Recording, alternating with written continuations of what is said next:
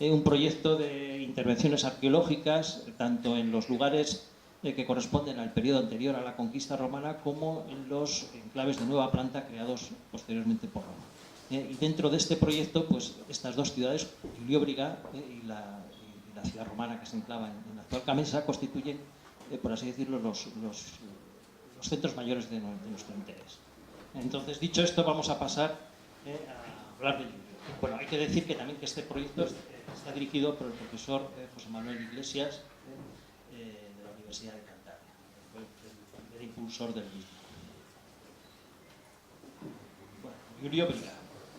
Iulióbriga no solo es una ciudad de Cantabria, una de las 9 ciudades, posiblemente según si seguimos aquí de la letra Plinio, 9 ciudades, no solo es una de las 9 ciudades que se crearon después de la conquista romana, sino que es la más conocida. Es la más conocida en las fuentes, es la ciudad más mencionada tanto en las fuentes literarias, en las narraciones históricas que se fueron escribiendo por los autores latinos, como en las fuentes directas, los testimonios epigráficos, las inscripciones hechas en época romana que nos transmiten su nombre. Y de eso Carolina sabe mucho, porque buena parte de estos testimonios están incluidos en los llamados términos augustales que delimitaban su territorio por el sur, con un enclave militar situado en el entorno de Camesa Repolleda, en Babilonia. La ciudad de Iulióbriga nos es conocida también por el célebre itinerario de barro. Lo tenemos ahí en la imagen a la derecha, un conjunto de tablas aparecidas en Astorga, de las cuales pues siempre se ha mantenido una cierta duda, sobre ellas se ha mantenido una cierta duda, hasta que finalmente han sido fechadas por termoluminiscencia y hoy en día pues es considerado todo este conjunto de tablillas un documento auténtico que nos da información de una serie de itinerarios, unos itinerarios lineales, una guía de carreteras, para que nos entendamos, muy antigua en su configuración seguramente, aunque la copia es bastante tardía. La fecha que dio la termoluminiscencia, bueno, son fechas muy aproximadas, pero se sitúa en torno al siglo III después de Cristo. Este documento nos interesa porque allí, entre otras etapas de esta ruta, nos encontramos con nuestra Iulióbriga. Iulióbriga situada a 10 millas de Octaviolca, antes de llegar a otro lugar un tanto enigmático, Araquilum, porque es un lugar que aparece citado en las fuentes referidas a la conquista, pero que desaparece posteriormente y que encontramos aquí mencionado. Este es uno de los elementos que hacen pensar que este itinerario realmente es una fuente muy antigua, configurada en fecha muy antigua y que por alguna razón se mantuvo y fue copiado en soporte de barro en una fecha avanzada.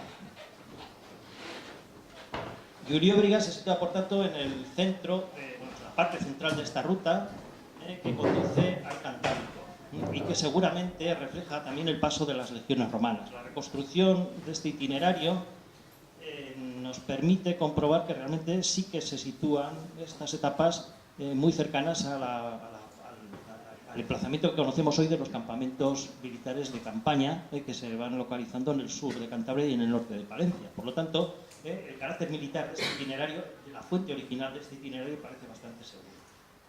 Pues bien, ahí tenemos mencionada Iulióbriga en una de esas fuentes directas. Aquí me están diciendo que suena mal al fondo.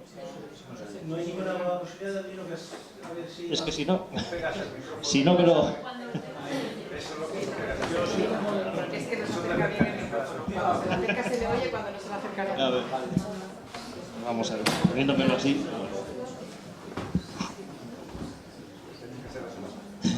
Bien.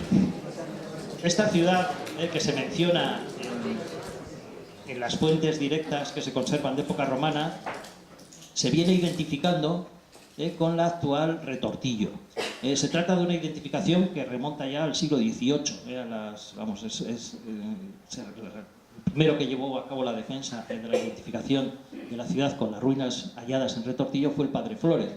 Y desde entonces ha sido la tónica dominante en los investigadores en mantener esta propuesta. No se trata de una propuesta caprichosa, ya que el enclave cumple con dos de las condiciones que podemos considerar necesarias a partir de lo que conocemos de las fuentes literarias. Plinio, el autor de la Historia Natural, nos dice que está cerca de las fuentes del Ebro, no lejos, cerca, dice literalmente, y que se trata de una fundación augustea, como indica su propio nombre. Además, tenemos que tener en cuenta la propia entidad de las ruinas. En esta zona de Cantabria no hay un yacimiento que tenga, y eso lo sabemos ya después de años y años de excavaciones arqueológicas, que tenga una cultura material característicamente romana y que se pueda llevar a esas fechas iniciales de época augustea, que corresponda a un enclave habitado fundado ya en la época de Augusto. El núcleo se sitúa en lo alto de un cerro, un cerro de 950 metros, si mal no recuerdo, enclavado en una posición ciertamente estratégica. ¿Se me oye? Deja de funcionar, yo creo que es que deja de funcionar. El micrófono.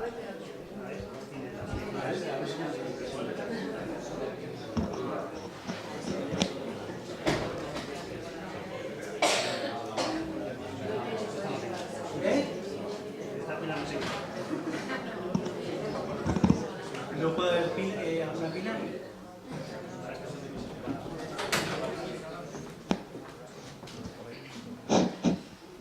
Sí, claro, pues lo he apagado y lo he vuelto a encender. No sé lo que durará. Bueno, decía que el emplazamiento de la ciudad se encuentra en una posición que no es casual, en el centro de lo que hoy sabemos que fue el itinerario más frecuentado por las tropas romanas en el curso de las campañas de Augusto, en los años 26, 25 a.C. y en años posteriores. Es una ruta que podemos reconstruir aproximadamente hoy en día a partir del emplazamiento de los campamentos romanos, y que constituye un paso que controlaron las tropas a lo largo de los años, un paso sobre las cumbres que permitía desde las mismas llevar a cabo pues, un control de las poblaciones que iban siendo sometidas en esos años. Entonces, Pulióbrega se sitúa en un punto de gran valor táctico para el control de esa vía de comunicación, por la que pasaban no solo los soldados, sino también, sobre todo, sus habituallamientos, las líneas enormes de mulas que llevaban sus provisiones a los campamentos de estos soldados en el curso de la guerra. La ciudad, por tanto, se sitúa en el curso, constituye una etapa de esa ruta cuyo carácter militar está bien documentado, por ejemplo, en el campamento de la Poza, que se sitúa unos kilómetros al sur. Un campamento ocupado numerosas veces a lo largo de esos años, desde posiblemente el año 26 a.C. hasta época tiberiana. Una vez terminada la guerra, las tropas siguen moviéndose por aquí, seguramente pues para mantener las infraestructuras y controlar, digamos, ese territorio y esas poblaciones, sobre todo recién conquistadas. Aquí vemos una imagen que ya está superada, pero bueno, es ilustrativa de esa concentración de campamentos a lo largo de esa ruta central. La vía la conocemos bastante bien en el tramo que se sitúa al sur de Retortillo. Hemos podido topografiar el tramo que se presenta, digamos, en un estado más parecido al original, aunque está muy afectada por la erosión, pero se puede recorrer bien el trazado original y en algunos puntos incluso se pueden reconocer partes de la infraestructura, la delimitación, las aceras, el firme, en zonas muy concretas de este trayecto. Pues bien, en este trayecto, que es de época tardaugustea o tiberiana, se fija ya en época posterior a la conquista, en este trayecto se sitúa la ciudad. La ciudad en sí presenta hoy en día este aspecto, lo que conocemos de ella. Vamos, no es que la ciudad fuese así ni mucho menos, pero lo que se nos ha conservado y lo que se ha recuperado en el curso de las excavaciones son distintos retazos de lo que pudo haber sido el urbanismo de este enclave. Hoy en día conocemos estas zonas aisladas que se nos han conservado con los nombres que vemos aquí: el sector de la carretera, el sector del foro o de la iglesia, ya que la iglesia medieval se situó sobre el antiguo foro, sobre la plaza de la ciudad, y el sector de la llanuca.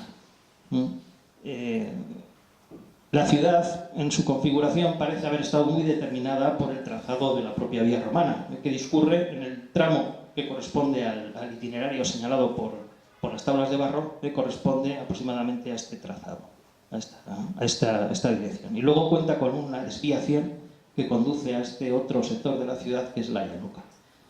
En todos estos sectores hemos trabajado de distinta manera en los últimos años.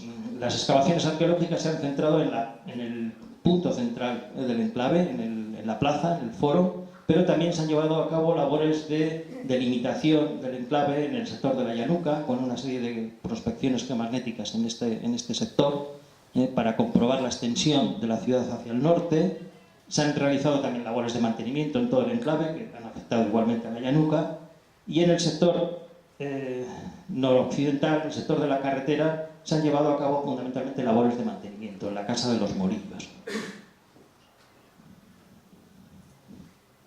Aquí vemos cómo era esa calzada parcialmente. Presenta el mismo aspecto que en los tramos que discurren fuera de la ciudad. Es la calle principal que recorre la ciudad y tiene un aspecto muy similar a lo que se conserva de la antigua calzada, por ejemplo en Peñacutral o en otros puntos en los que afortunadamente se conservan testigos.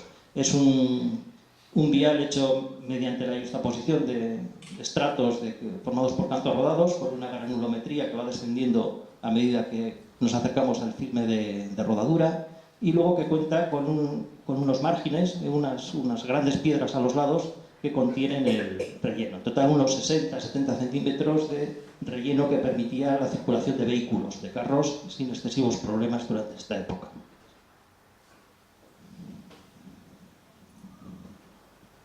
Aquí tenemos un detalle de cómo era el trazado de la vía, y lo que me interesa especialmente es que vean cómo las casas, aquí tenemos una de las casas, la Casa de los Morillos, la vivienda sin duda más llamativa de cuantas encontramos en Culiguri, la mejor conocida, y que nos permite ver pues, el modelo de casa romana señorial por excelencia que se utiliza en estos años, en el siglo I después de Cristo. Lo que me interesa es que vean cómo las viviendas están situadas a los márgenes de la calzada. Se trata seguramente de una ciudad viaria, de una ciudad que reproduce un modelo de organización urbanística determinado por la existencia de un eje de circulación dominante, que es el de la vía, que determina luego la posición de las manzanas y de los edificios, fundamentalmente de los edificios civiles a sus lados. De la vía partían a su vez otros caminos secundarios que conforman finalmente lo que es el entramado urbano. Es una variante de lo que conocemos como el urbanismo axial romano, una variante provincial, y que nos está dando pues, también otros ejemplos que conocemos en el norte de la península, como la ciudad de Ituriza, cerca de los Pirineos, en Navarra, que también presenta una organización. Aquí se ha realizado una prospección magnética que ha dado muy buenos resultados, acompañado del paso del georradar, y que permite reconocer pues, esa disposición del entramado urbano condicionada por la propia calzada. Entre los trabajos realizados en los últimos años, como decía antes, está la delimitación, los trabajos que han intentado buscar la delimitación de la ciudad por sus distintas zonas. Entonces, en el área norte, cerca de la Llanuca, llevamos a cabo, hace casi unos 10 años, llevamos a cabo algo más, se publicó en el 2009, llevamos a cabo esta prospección geomagnética al norte de la Llanuca para conocer si realmente había más inmuebles más allá de los que actualmente se conservan en la zona. Y comprobamos que no, que lo que había eran vertederos, zonas usadas pues, para verter los restos de los hogares, los restos de la alimentación, y que no había ninguna traza de que allí hubiese habido urbanismo romano, o sea que allí no había casas. Eso nos confirmaba cómo la organización de la ciudad realmente pues, estaba determinada por esos viales que conducen, que la atraviesan y que permiten que las casas se localicen a uno y otro lado del mismo, sin que existan de momento evidencias de que más allá de esos lugares hubiese una trama urbana muy densa.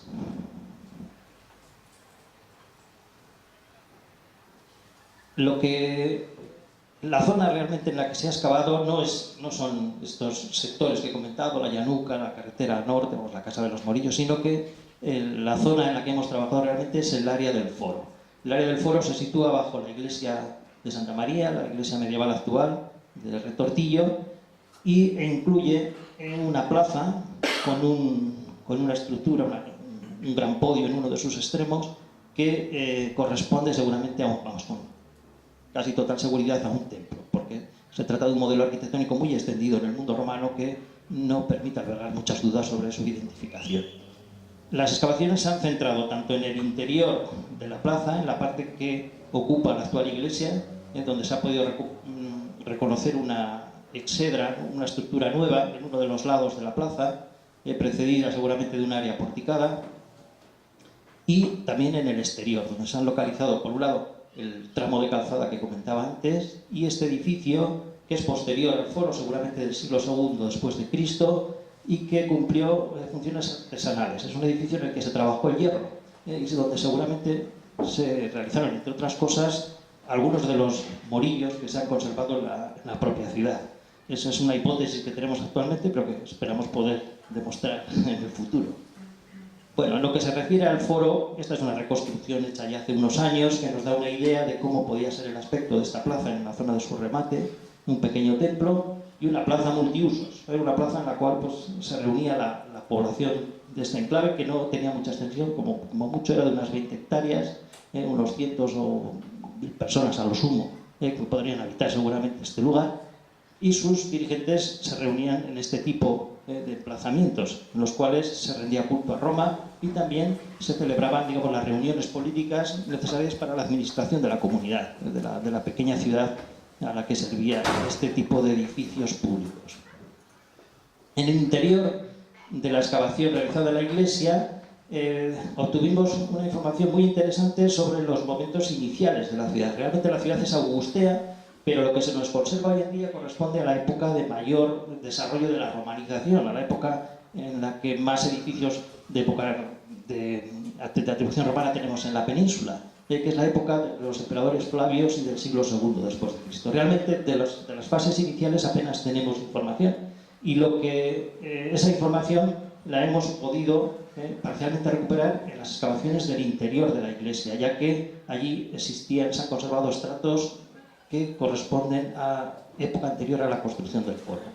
Y ello, por ejemplo, nos ha permitido reconocer la presencia de cerámica muy antigua, de época medio augustea y tardoaugustea, como estas formas de terra sigillata itálica que vemos aquí, e incluso recopilar ya una lista relativamente importante de marcas de alfarero de estas producciones itálicas tempranas de época de Augusto y de Tiberio.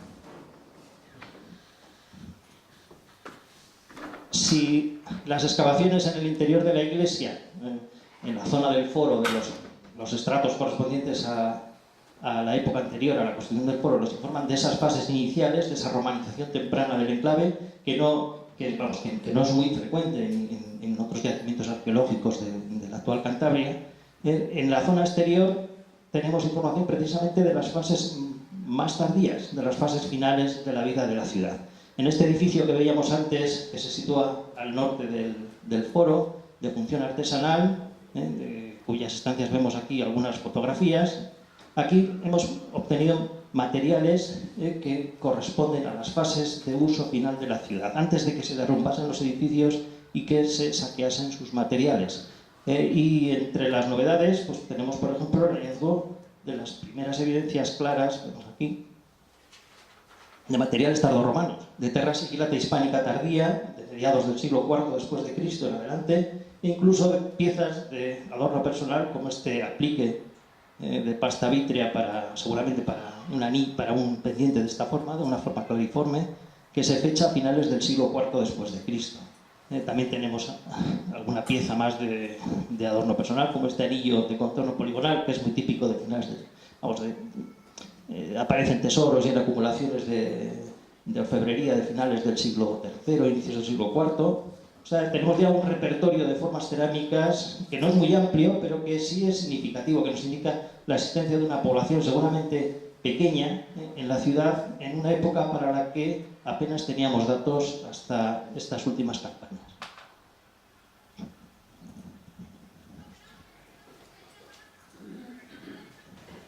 Curiosamente, esta población que permanece en la ciudad utiliza los espacios con una finalidad fundamentalmente productiva. Da la impresión de que los momentos finales de vida en la ciudad, sus habitantes en esa época están especialmente interesados en el trabajo del hierro. Encontramos numerosas evidencias de fundición y sobre todo de forja, de trabajo de forja. Tanto en el interior de este gran edificio de talleres, en una de sus estancias, por ejemplo, se localizaron varios de los morillos que se exponen actualmente en el Museo de Prehistoria de Santander, y este tipo de actividad también se localiza en el exterior del edificio, en lo que era antes una de las esquinas pegadas al propio foro, algo que nos sorprende, porque es una actividad, la de la forja, pues que genera humos, genera malos olores, y que difícilmente nos podemos imaginar que se practique al lado de un centro de culto o de un centro de reunión de prestigio, lo que nos está indicando seguramente que en esas épocas tan tardías del siglo IV después de Cristo el foro ya no cumplía prácticamente ninguna función pública. Era un lugar frecuentado por una comunidad rural, seguramente, que ya no desarrollaba las actividades públicas que normalmente se realizan en este tipo de plazas. Este es el aspecto que presenta la excavación hoy en día,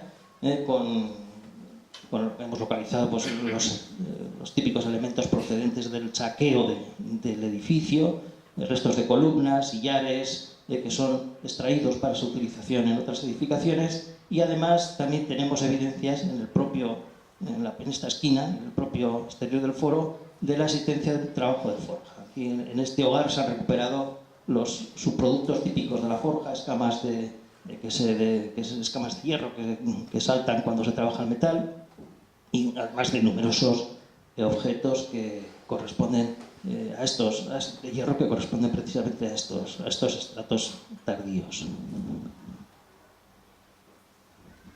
Bien, pues esto es todo lo que les quería decir por hoy.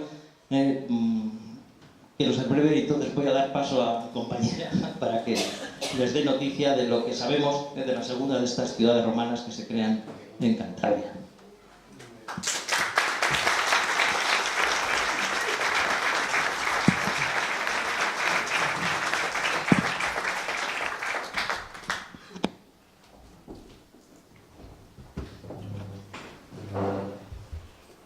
Bueno, yo voy a hablar de la ciudad de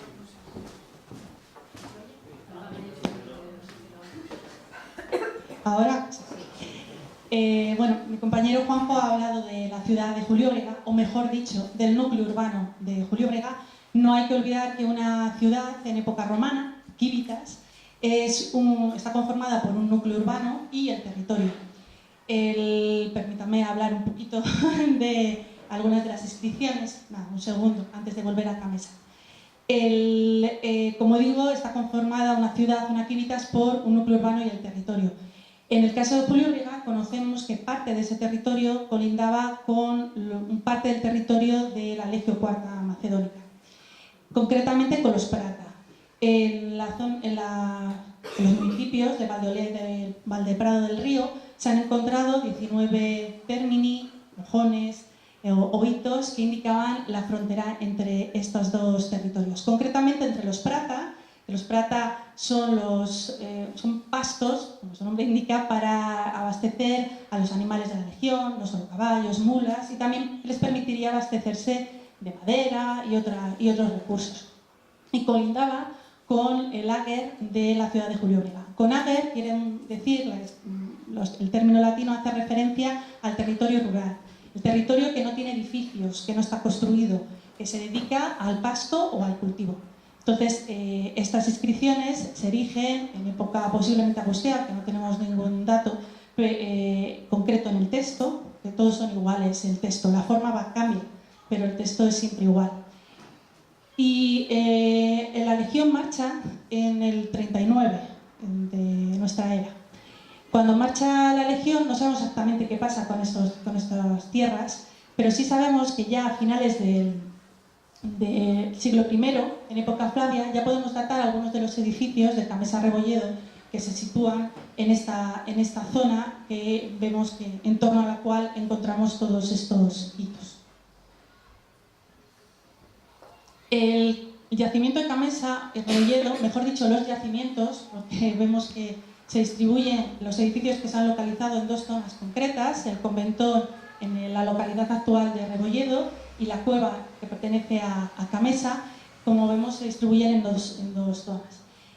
Aún así, a pesar de que, bueno, sobre todo en esta imagen parece que están muy distantes, sí que pertenecen a un mismo núcleo, formarían parte de una misma ciudad que algunos autores, ya José María Robles lo identificó con Octaviolca, que es una de las ciudades que aparece mencionada en el itinerario de Barro, que acaba de mostrarnos anteriormente Juanjo.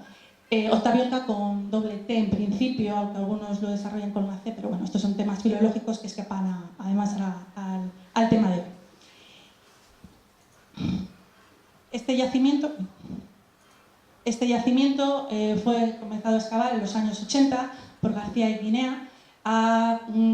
Se ha mantenido excavando de manera más o menos discontinua por diferentes arqueólogos. En el presente siglo, a inicios, tuvo mayor continuidad, dirigido por Pedro Ángel Fernández Vega, en el cual, bueno, luego volveré sobre los últimos trabajos que justo coinciden en la zona en la que estamos trabajando nosotros. Concretamente vemos el conventor y la cueva. En lo que respecta al conventor, que fue el lugar que en primer lugar se excavó, destaca el edificio, que son en torno a 650 metros cuadrados, quiero recordar, que es el edificio que está musealizado. No sé si algunos de ustedes lo han podido visitar. Si no, les recomiendo porque merece la visita y conocer toda la zona. Tenemos un edificio que cuenta con una parte de las estancias termales que se ubicarían en esta zona. No me voy a extender en este edificio porque quiero explicar con mayor detalle donde estamos trabajando nosotros hoy en día. Fue interpretado en su momento como una villa, pero las dimensiones del mismo y la distribución de las estancias llevan a pensar que no se trata de una villa. Además, hay que ponerlo en relación con el resto de edificios que se encontraron en su momento en esta zona, y parece más relacionado todos estos edificios con una función de alojamiento, albergue, algunos de ellos, incluso algunos otros para la guarda de animales o de vehículos. Se me ha olvidado señalar anteriormente, que se ve mucho mejor en esta imagen, que al final este núcleo está en estrecha relación con la vía romana que pasaba en sus inmediaciones. Viajar en época romana era muy sucio, al final levantaba mucho polvo y también era conveniente detenerse. Y no es extraño que en los lugares donde se detenían los viajeros existiesen las termas. Aparte que las termas es uno de los edificios que más encontramos en todo el mundo romano y además no siempre siguen el mismo modelo. Es interesante porque algunos de los elementos que encontramos aquí en el convento se encuentran también en el edificio que estamos excavando en la actualidad. El otro sector, en la cueva, es en donde se han llevado a cabo las últimas excavaciones. En los últimos años es donde más se ha intervenido, más que en el convento, que han sido intervenciones más puntuales. La primera acción que llevamos a cabo el Grupo de Paisaje Histórico Campo de los Valles fue llevar a cabo unas prospecciones geomagnéticas que evidencian, voy a explicar. Este edificio que está en rojo se excavó también en los años 80 por José María Robles, y en este edificio es donde comenzaron a excavar el taller de empleo, luego hablaremos con mayor detalle, el taller de empleo Albert Julio Brigensium, y hemos continuado nosotros. Entonces vemos cómo estas prospecciones geomagnéticas evidencian, la lectura evidencia que había una serie de estructuras que conectan todas estas dos zonas. Hicimos de hecho un pequeño sondeo para comprobar que las lecturas que se hizo de esa prospección geomagnética era correcta, y sí que se veía que aparecía un muro que además conectaba con estas otras estancias. Como digo, aquí se llevaron a cabo una serie de sondeos, pero no me acuerdo muy bien los años, no sé. Luego, a principios de esta década, Pedro Fernández Vega dirigió una excavación que intervino a alguno de los arqueólogos que está aquí presente, en el cual se identificó esta estructura, este edificio, y comenzaron a excavar la estancia B1 e iniciaron a excavar la estancia B2. Es que forman parte del edificio en el que estamos trabajando nosotros desde el 2015.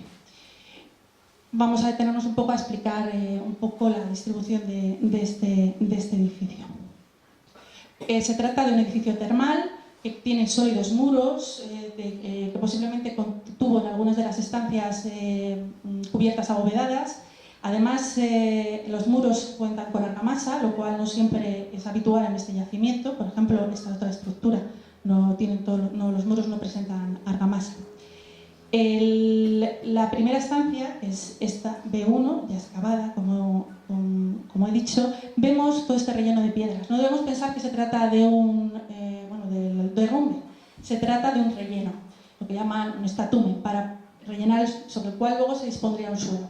Esto es para que alcance esta estancia, que no estaba calefactada, a la altura de las estancias contiguas.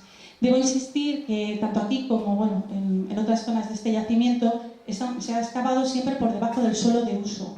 Es decir, estamos, digamos, en los sótanos, para entendernos. Lo cual dificulta, y se ve muy bien en el caso del conventón también, dificulta en muchas ocasiones interpretar la función del edificio, es decir, cómo se relacionan las diferentes estancias, porque nunca tenemos los vanos, las puertas.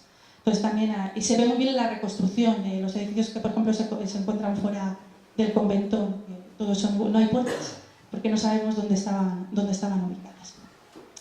La función de esta estancia, posiblemente, tal vez, bueno, la verdad que todo está ahora, será quizá tal vez, porque no hemos terminado de excavar el edificio, y hasta que no terminemos no podemos entender al final la relación entre las diferentes estancias, pero tal vez cumple una función de apoditerio, de vestuario, tal vez, o bueno, a lo mejor más un distribuidor. Vemos aquí dos muros que se adosan, ¿no?, a B1. Aquí estos muros fueron un añadido posterior y parece que delimitan un espacio que tal vez cumpliese una función de almacenamiento. Nosotros lo ponemos en relación con este espacio, que se llamamos B0, que apareció muy arrasado y que posiblemente es el lugar donde se ubicaba el propignium o lo que es el fuego, ¿no?, que alimenta el hipocausto, el hábitat que calefacta lo que es la estancia B2. ¿Por qué pensamos que aquí se ubicaba el fuego? Porque ven aquí ustedes, aquí hay un vano. ¿Qué hace un vano en el sótano? Porque esto no es por donde se entraba, permitía la entrada del calor, del aire caliente. Esto es un hipocausto, o la calefacción bajo el suelo en época romana. Algunos conocerán el sistema actual que se puede encontrar todavía en la Gloria castellana. Vemos primero este suelo de opus igninum, de mortero de cal con ladrillo, y que sostiene sobre el cual se ubican estas columnas o pilae de ladrillos circulares, sobre los cuales luego se ubicarían otros ladrillos mucho más grandes, de unos 60 centímetros por cada lado, sobre el cual se prepara el suelo, que en este caso, en esta estancia, estaba decorado con un mosaico. Luego pondré una reconstrucción de otro yacimiento para que se vea mucho más claro. Entonces, el aire caliente pasaba entre las columnillas y permitía mantener caliente esta estancia, que interpretamos como el caldarium, tanto por su tamaño como por también la riqueza decorativa de esta edificación. Esta fotografía, además, es muy ilustrativa del grado de arrasamiento que presenta algunos de las áreas del yacimiento. Ven aquí un muro que debería continuar hacia aquí, pero fue saqueado. Aquí solo se nos conserva la zanja de saqueo. Además, es curioso porque en esta zanja de saqueo, no sé si ustedes ven aquí, el esqueleto de un pequeño caballo. Con la datación hemos datado los restos y se ubican en el siglo XVI, siglo XVII. Posiblemente pertenecen, tal vez, no sabemos, pero posiblemente pertenecen a un momento de saqueo de este edificio. Este edificio ya en el momento del primer abandono ya empieza a saquearse, a utilizarse sus materiales y luego se ha continuado. Los vecinos de los pueblos colindantes nos hablan de que se seguían sacando piedras no hacía un par de generaciones. Entonces aprovechan ya incluso el agujero que han hecho para el saqueo para enterrar este caballo, que tal vez murió del sobreesfuerzo de acarrear el material que estaban saqueando. Tal vez. Esta estancia B2 se relaciona con una pequeña estancia aquí, B5. Ven ustedes aquí los restos del inicio de una de las paredes de un albios o piscina. Aquí se ubicaría la piscina del caldarium. Se ve a lo mejor, en el plano se ve tal vez un poquito aquí mejor el arranque. También es una estancia, por supuesto, calefactada. Aquí vemos los restos del albios con mayor detalle, y con una de las, bueno, es la única que nos ha parecido a nosotros, una de las conducciones de cerámica, no veis aquí el agujero, es una conducción cerámica que también de este tipo apareció en el convento, dos concretamente, muy similares, para que vean también el grado de fragmentación en el que aparecen los materiales. Esta es una reconstrucción de un hipocausto de Carranque, pero la idea es muy similar, ¿no? Vemos aquí, las pilas aquí son cuadradas en vez de circulares, pero el sistema es el mismo, los ladrillos bipedales sobre ellos, y luego el preparado rudus y el mosaico. Y vemos cómo el fuego se ubica afuera. Entraría, bueno, por aquí por un vano también.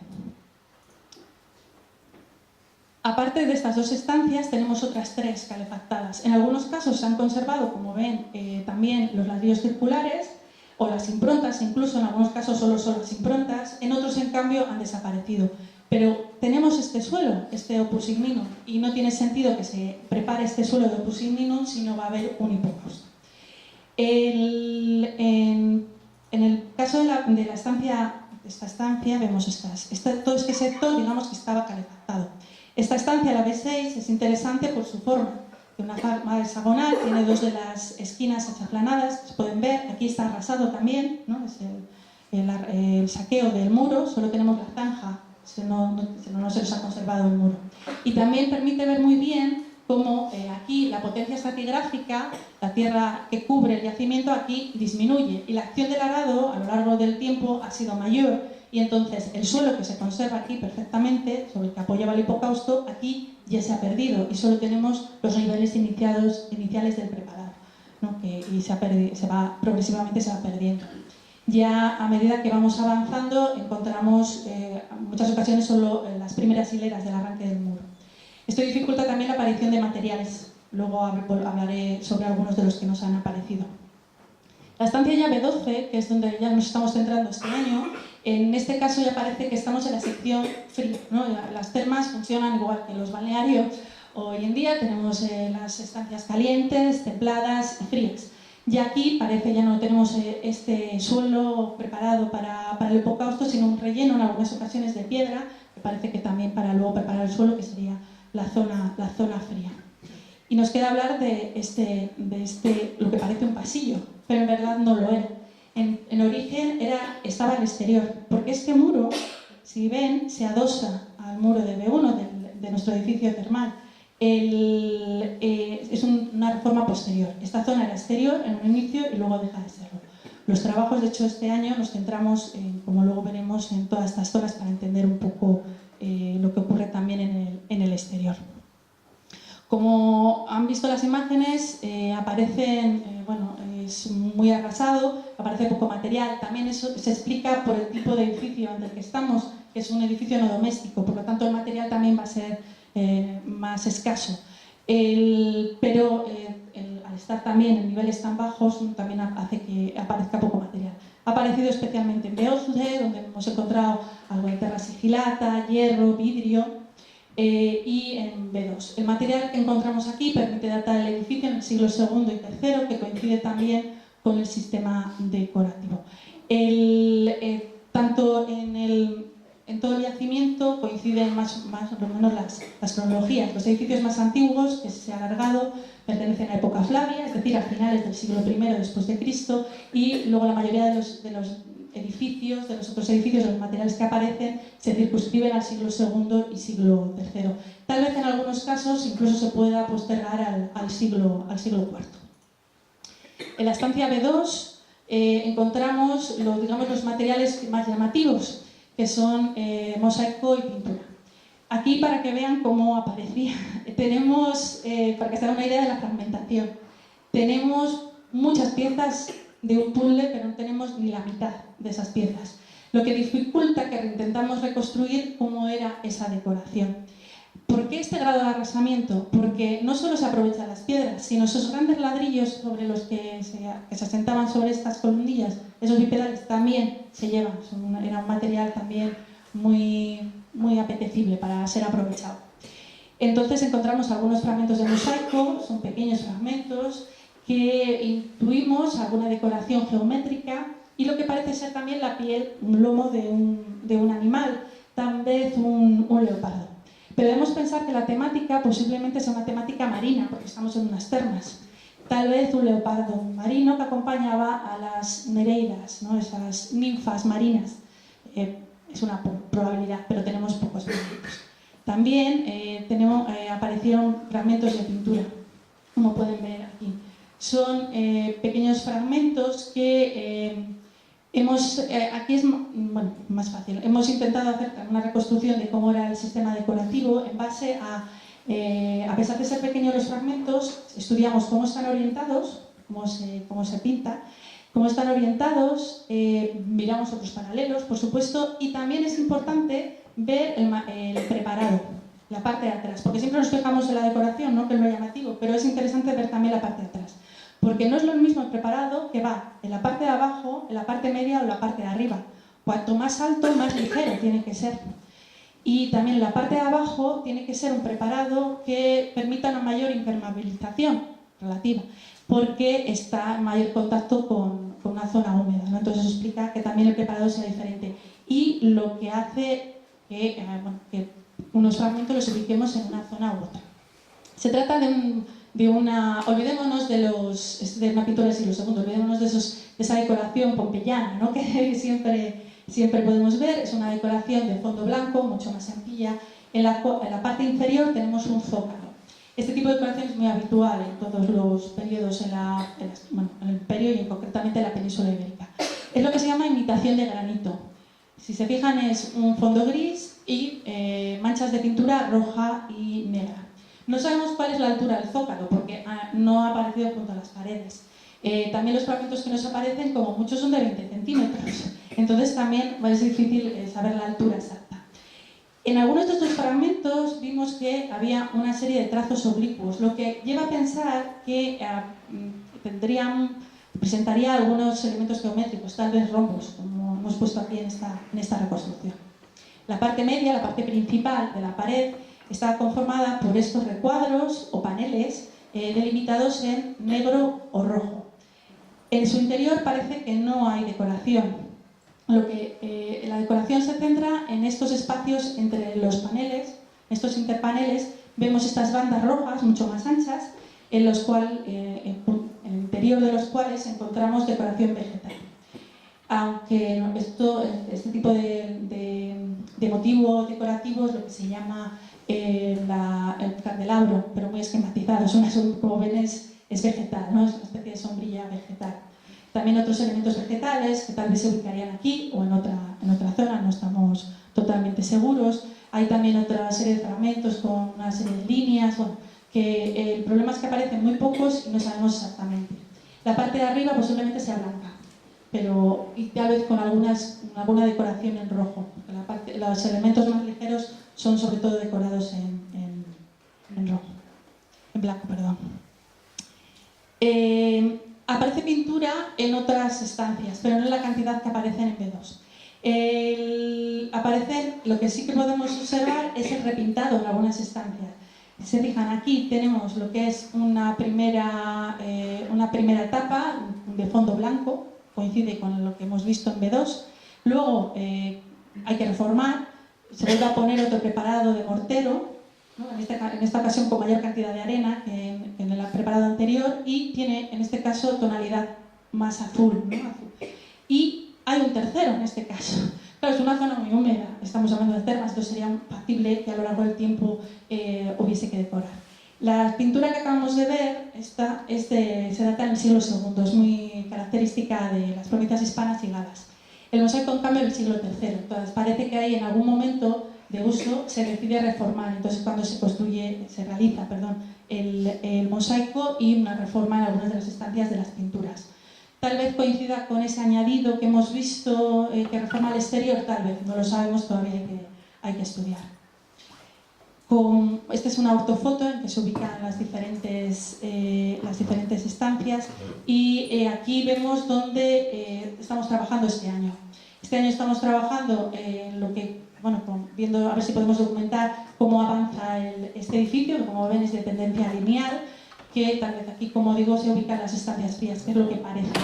También en esta zona, para entender la relación del edificio termal con estas estancias que ya se han documentado, ¿no? Que son estas estancias que no son paralelas al edificio termal.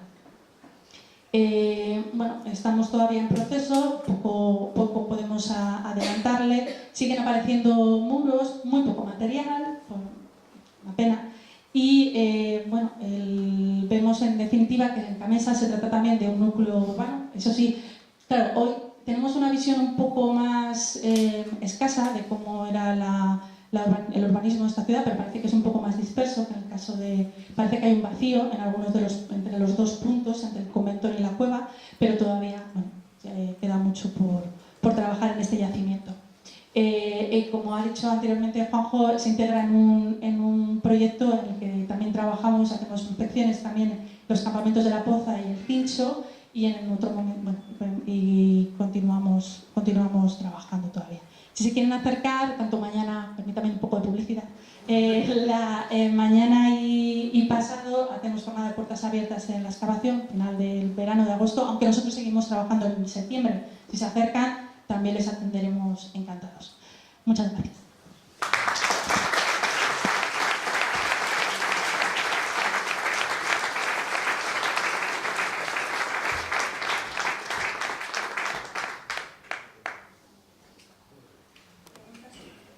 ¿Por qué se abandonaron estas ciudades y por qué los nuevos